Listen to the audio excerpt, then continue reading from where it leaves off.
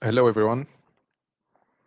How are you doing today? Can you guys hear us? Hello.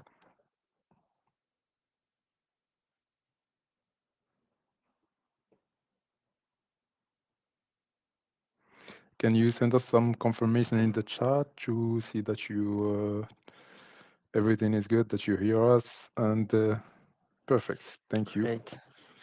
Awesome. Perfect. So everything is good. Don't hesitate to let us know where you're joining us from. Thank you for the confirmation. Awesome. So we'll be starting in around 2 to 3 minutes. We're just gonna wait for everyone to join from Guatemala. Welcome, Harold. Japan Wow. and Kenya. Greetings. It's great to see some familiar names and also the new ones. Mm-hmm. So there are representations from all over the world, as always.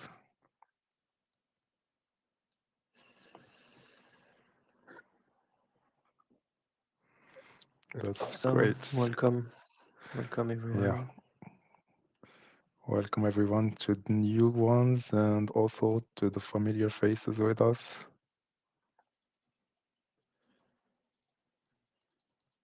How are you doing, Arthur? Great. Great. Looking forward to do this little presentation. How about you? How are you doing? Awesome. I'm also doing good. The weather is not that great today in Paris, so Yeah. uh, as always. Yeah. We're used to it. Yeah, definitely. I see that a lot of people are already joining in. That's good. Awesome.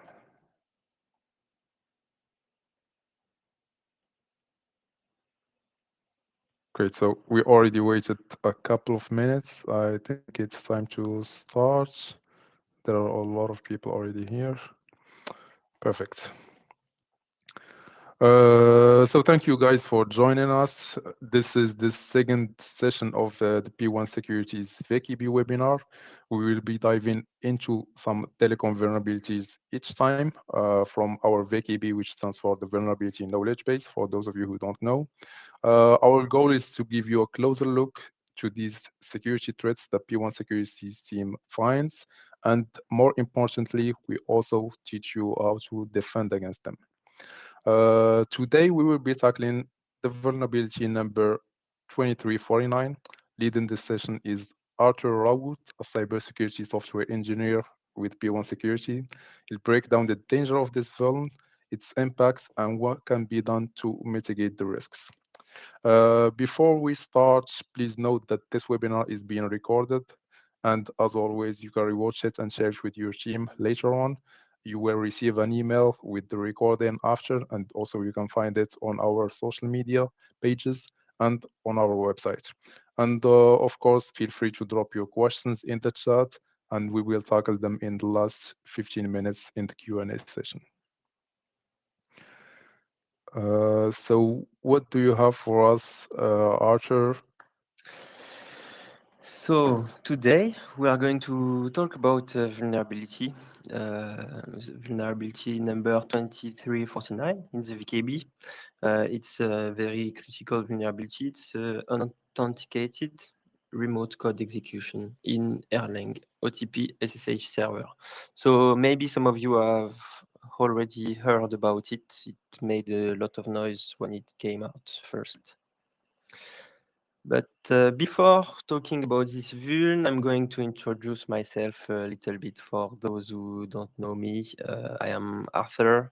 I am a cybersecurity software engineer and a signaling auditor. I've also worked as a web app pen tester and offensive tool developer. Main languages that I work with are assembly, C, and Python. Here's the link at my personal GitHub if you want to take a look at some of my work. So first, we are going to introduce the VKB. a little bit. So the vulnerability knowledge base, it's our database at P1 that is built mainly for telecom environments such as SS7, GPRS, diameter. It holds and collects vulnerabilities. We have currently over 2,300 vulnerabilities. And we add some every month, about 5 each month more. This database is used by large operators and nation states such as governments, etc. So it's a very famous tool, very well trusted in the sector. How do we maintain this VKB? How do we add new vulnerabilities? Well, we do research. We analyze new vulnerabilities that come out every month. And our pen testers, they when they find new vulnerabilities during their missions, their audit missions, they are going to add these vulnerabilities to the VKB. Of course, they respect the disclosure protocol responsible. So the VKB it helps you to keep up to date with new vulnerabilities, what's coming out. It helps to provide remediation plans because we add also for each vulnerability, we add some remediation advice and strategies. Of course, then it helps improve security awareness overall on your infrastructures. So VKB is a very useful tool database that we maintain very conscientiously. So now we are going to dive into our vulnerability. First, what is Erlang? Erlang is a programming language. It's used to build real-time scalable systems. It's really used in telecom, banking, computer, telephony, instant messages, etc. It was first released by Ericsson. It was private in the beginning, and then it became public. They released it publicly. So within Erlang, we have OTP. OTP is a set of tool. It's a library set of tools that can be used for many things: debugging, interfacing through other languages, and release handling. And of course, we have this SSH server that is built within OTP. So our vulnerability, which is very critical, was discovered on the 16th of April. I mean, publicly released in April 16th. It affects the SSH server implementation in OTP Erlang. It allows an attacker to send arbitrary code and run arbitrary command without any authentication. So that's really critical. And given that this Erlang OTP is very widespread in telecom systems, this poses a significant risk in our industry. So it has been released with a CVE, and the CVSS score is at 10, which is the maximum indeed, and very high and quite rare to have such a score. So about the impact, we are going to have a very bad impact with full system compromission. The attacker can perform RCE without credential. So it will expose the data. The data can be accessed and also altered if the attacker wants to. Indeed, he will also be able to perform denial of services, crash or render unavailable services that run on the target machine. So this will make the infrastructure non-compliant with security regulations across the world, which are different in every country. But yeah, and the denial of services can affect reputation of the operator or vendor, of course. So who is affected and what products are affected. So, for example, for this vuln, we have a very good example, which is Cisco, that publicly released and proactively researched and investigate through their products to know which product is vulnerable, which is not. And they told to everyone publicly, this is going to be fixed, this is not going to be patched, etc. So we have other vendors that don't communicate openly about their products being vulnerable, etc. But we know for a fact that they are exchanging through private channels with their clients. At P1, we discovered several times vulnerabilities where the vendor was not aware about it. And we initiate communication between us, between the client, and between the vendor to fix everything and patch this vulnerability as soon as possible. So one more thing that I want to talk about is supply chain risk. For example, the confd Cisco library, which can be vulnerable. Um, some vendors will sell some products that will use this vulnerability. Of course, they won't use directly OTP Erlang SSH, but the Cisco confd library is going to use it. So with that's called supply chain risk.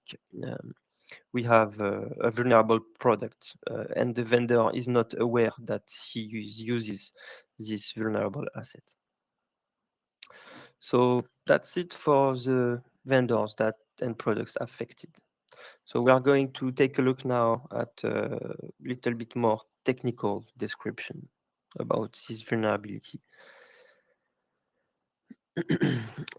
So it arises from a problem in the handshake protocol of SSH.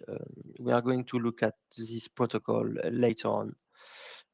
It fails to enforce the authentication of the user before allowing access to critical functions that should be, of course, authenticated. And so we will know that every user on the system that run this SSH server is going to be affected, which means that if the root user is running the server, then the root user will be affected and owned by this vulnerability. So let's dive a little bit into the SSH handshake protocol. So we start with the client and the server.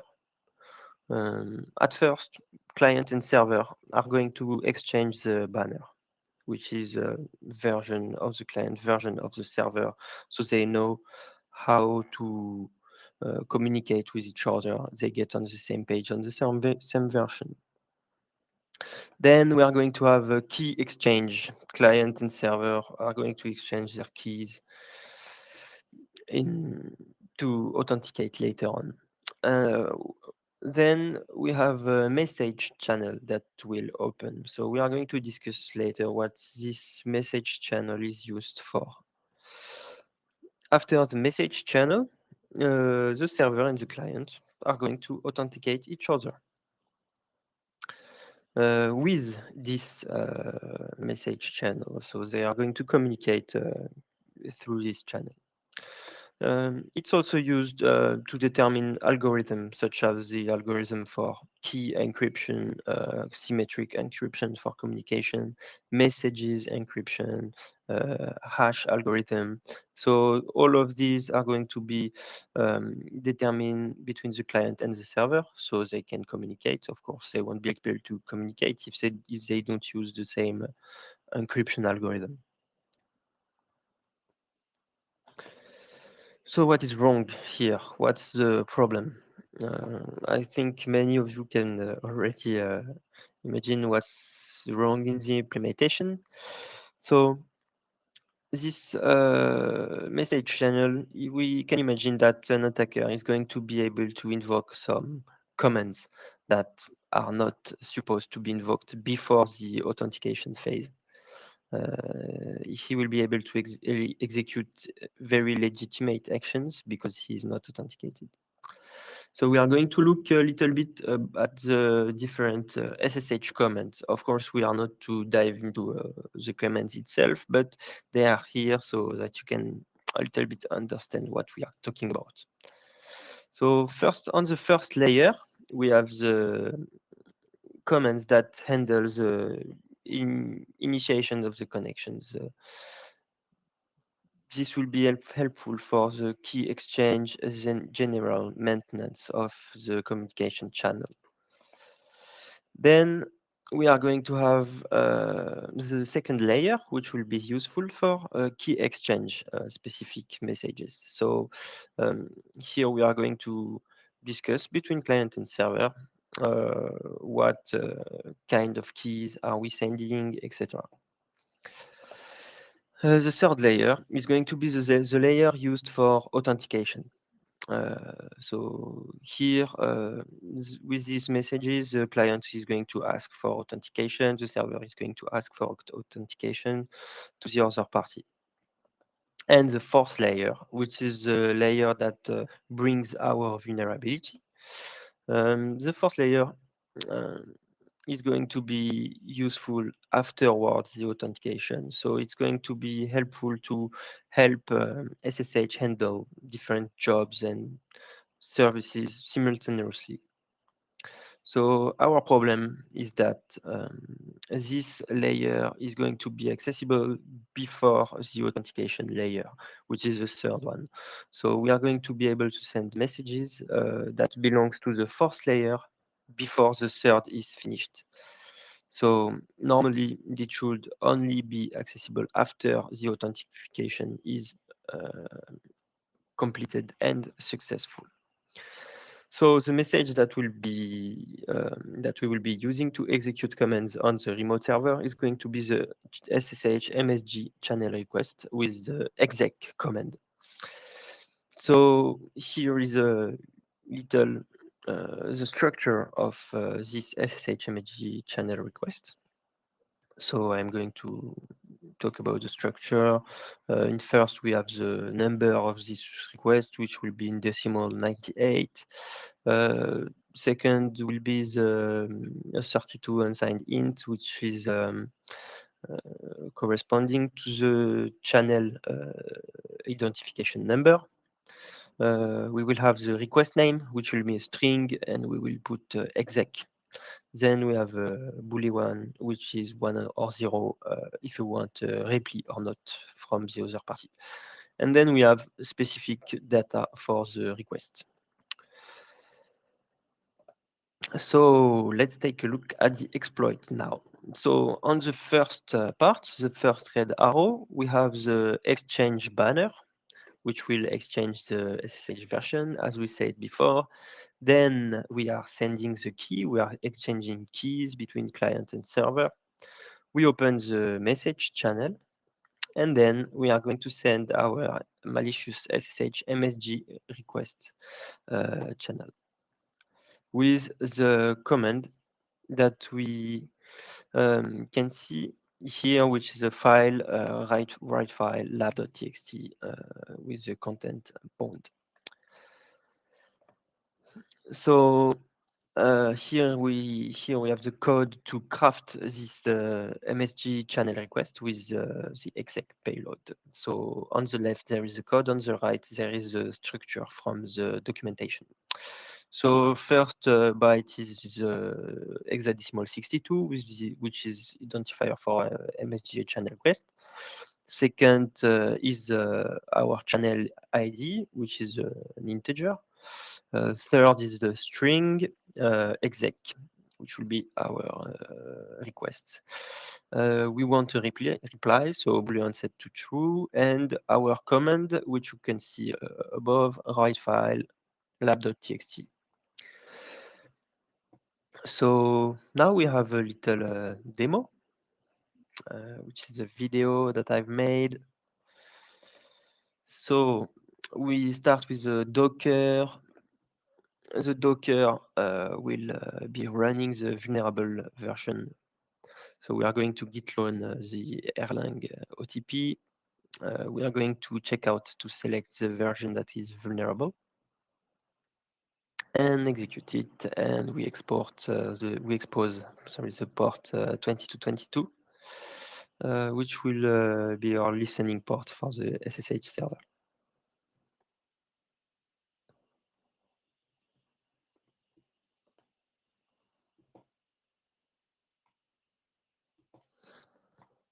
So now that we run the Docker, we are going to retrieve its IP address.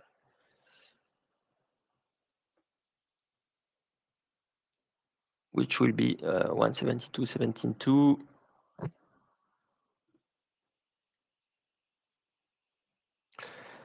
We are going to do a little nmap on this to check that our SSH listening port is open. Yes, the port is open, so everything is good.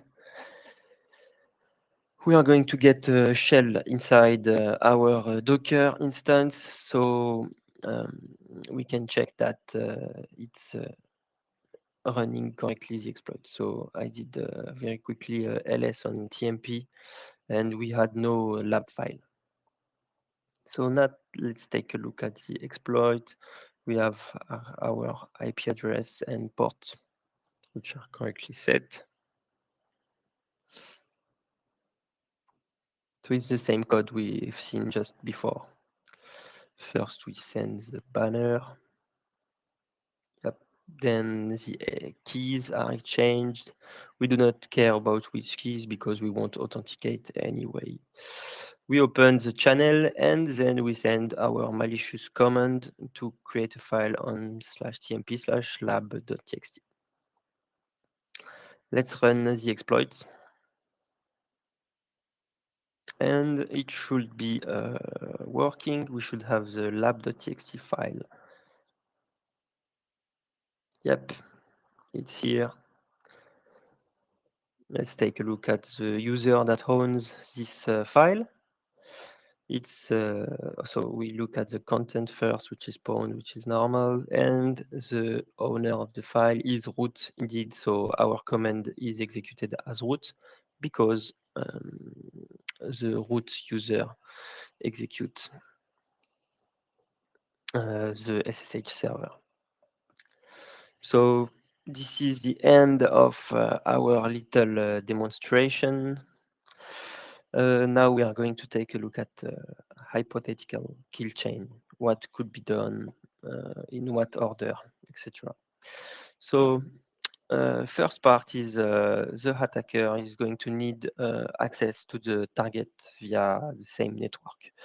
So for telecommunications, private network which are not accessible, we can see sometimes access that are being sold on the darknet or by malicious threat actors and so on, or it can be accessed by countries that have low regulations, etc.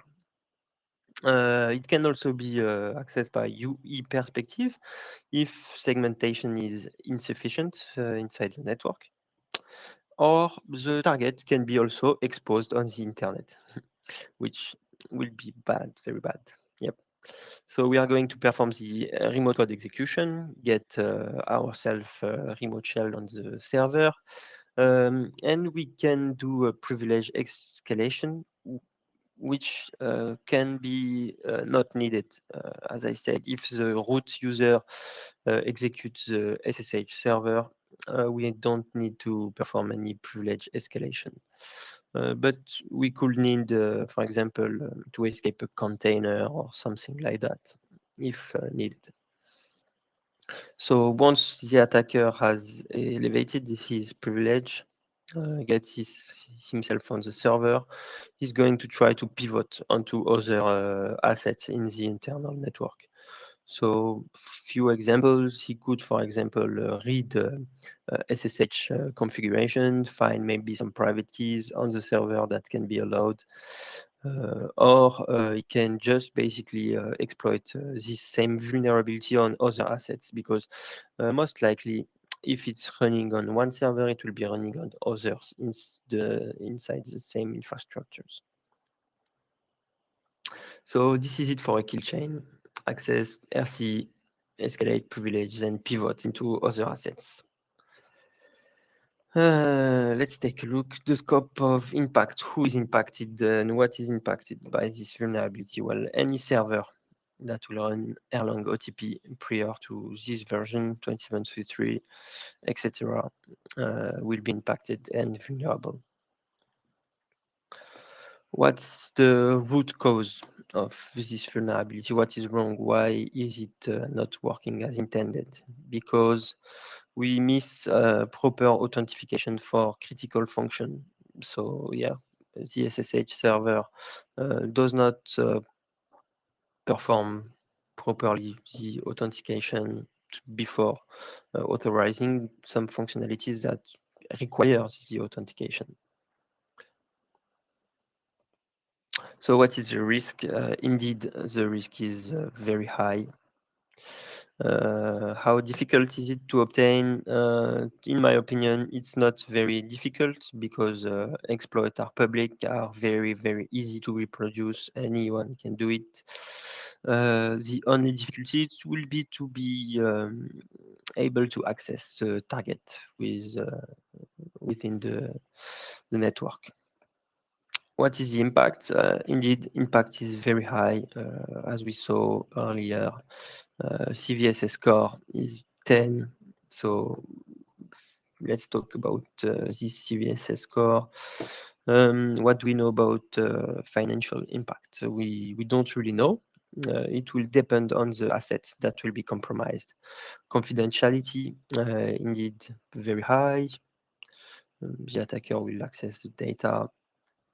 Integrity also very high. The attacker can alter data or inject unauthorized comments. Regarding availability, well, the attacker can deny the service, crash any service run on the system. So the threat, to me, it's a very high threat because the exploit is accessible, very easy to reproduce. If you have these versions of the OTP running on your server, you should patch it very quickly. It's very likely that threat actors are actively scanning the internet for assets that run this OTP version. So remediation plan, how do we fix this? Well, there are not many ways to do. Just patch the version to higher version of OTP. We could also disable the SSH server or prevent access via a firewall. So that's it. Little conclusion. We've taken a deep look into this vulnerability, technically, how it works and how the exploit is working in depth. So conclusion, if you run this software, check without delay that it has been updated. And this is also interesting because we know that as fix was released publicly before the exploit, it showcases how important it is to automatically update your infrastructures. So that's it for me. I'm going to give the hand to Amin, which will present you the next part, and then we will go for Q&A. Thank you so much, Arthur, for this in-depth and great presentation. Before moving forward to the Q&A, we know that keeping up with vulnerabilities in telecom networks is a challenge, and 2025 has been a year full of telco attacks. The VKB is very vast. It has more than 2,300 vulnerabilities and counting. We add 5+ each month, and it's packed with a lot of features, and navigating it can be overwhelming. So that's where P1 Security comes in. We offer vulnerability intelligence as a service to help you stay on top of these evolving threats without getting lost in all the data and the intelligence. And we deliver it using property tools, and we ensure that you're always aligned with regulations from 3GPP, GSMA, and others. So thank you so much again, Arthur. Let's move on to the Q&A session. I see that we already have a lot of questions. Bogislaw asks, I apologize in advance if I don't pronounce the name correctly. Did you observe any easily accessible exploits flying around for that vulnerability?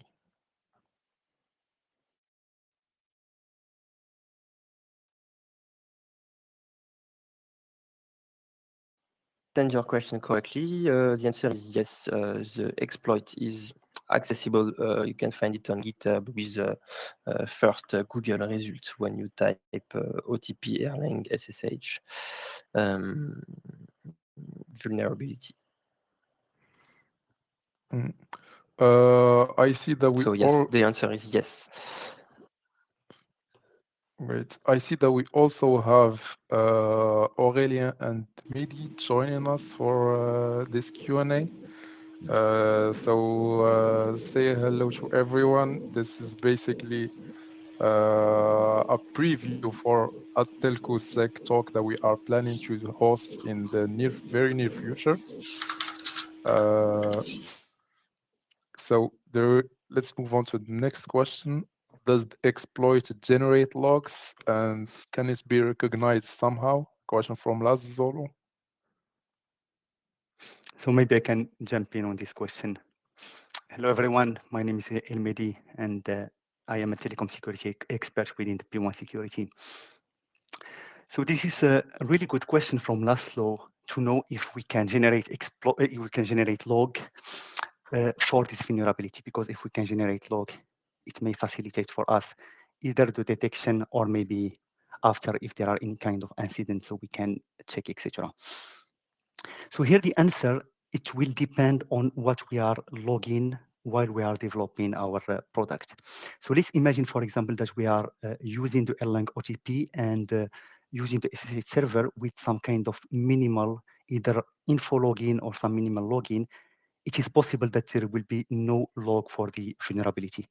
And the reason why, because we are through the step of the handshake and we didn't even arrive or did a potential authentication, either successful or not successful.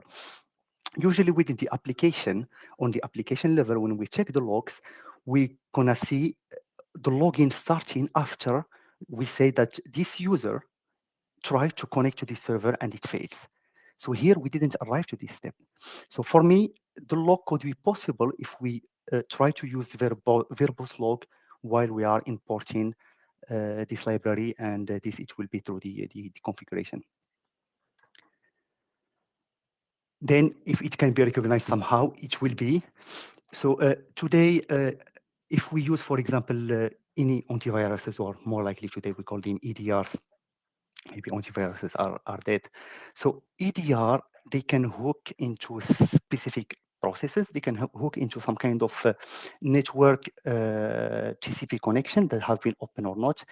And if they hook, they can follow the process and follow any kind of indication of compromise. I see like there is another question about this. So if we hook this process and we see that we start having an opening of the channel, and there is some kind of misusage of this SSH protocol, and people they are starting sending some kind of execute or some other messages that are not authentication, we may be able to identify or recognize there is a vulnerability. In the other hand, and now we will move to the other question, if there are any IOC. In the other hand, myself, I haven't seen any some kind of YARA rules that they are used, for example, to detect this vulnerability. They may be existing, but it didn't come to my attention. So YARA rules, or YARA, is a tool that is allowing us to do some kind of identification of any malicious activity happening through some kind of regular expression matching, either text-based or binary-based, etc. And for this specifically, I haven't seen any. I would like to add something. For sure, if the SSH server is run with debug logging options, of course, you will be able to see every log of this handshake phase. Great. So moving on to the next question, I see that there is expanding from the previous question. Do you have an opinion on the difficulty or ease with which vendors using the library would ensure the daemon is bound to a correct plane if the architecture is multi-planar and plane separated in keeping with the so-called zero trust architecture? Who want to tackle this question, guys? Myself, I have no assessment on this matter. I don't really know about the vendor side development of their products. So I will not be able to tell you about it. So this is the question from Win, right? If we can, or vendor they have problem to bind a daemon listener to a specific IP interface. So for me, it will depend on the implementation and the deployment. If we are talking about some kind of standalone product, when we have one product not into some kind of cloud environment, so the IP that will be open, it will be directed directly to the daemon of the SSH. Now, if we are, for example, using some kind of cloud environment through Kubernetes, maybe it may happen. It may happen in the reason that we will have an internal IP that is listening, and we have an external IP that is listening, and we cannot match from this IP which port, for example, that is vulnerable. But what I can say is through the analysis internally about the vulnerability, it happens that we found that the product is vulnerable. We communicate with the operator that communicates with the vendor, and the vendor was like, it is impossible. We are not using Erlang OTP within our product, and we were given proof. So this is, I know it's happened, and this is due to the non-mastering or of this supply chain product, where sometimes the vendor, they are using it and they are not even aware. And this could be problematic in a way that if, for example, we don't intervene or we don't notify our client, it means that the product will be stay vulnerable without no action coming from either operator to do something, disable the service, or the vendor to update to the latest version.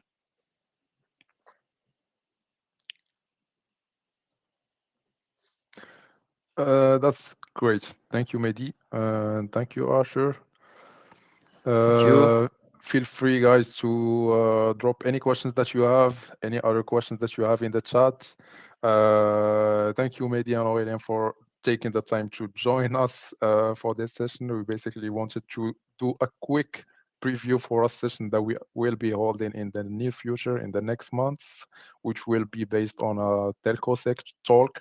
Basically, we will just join and speak with you guys, talk about telecom security, and have an open discussion on what's going on in this year and what's going on in the whole industry in general. Also, feel free to scan the QR code to register for our upcoming webinars. The next close one is on the 3rd of July. It will be a webinar by an expert that we have on Open Run. So feel free to scan the code and to join. I will also be dropping the link in the chat if you want to register directly. If you have any other questions, feel free to contact us via our email, contact@p1sec.com, and feel free to join us on our social media pages, our website, and our blog to keep up with what we do. And thank you so much, guys. Thank you again, Mehdi, Aurelien. Thank you, Asher, for this great presentation. And a special thanks to everyone who was present with us and who keeps coming to share their knowledge and get knowledge from us. Thank you so much, guys. Thank you. Thank you. Bye-bye. Great. Thank you, guys, and have a great day.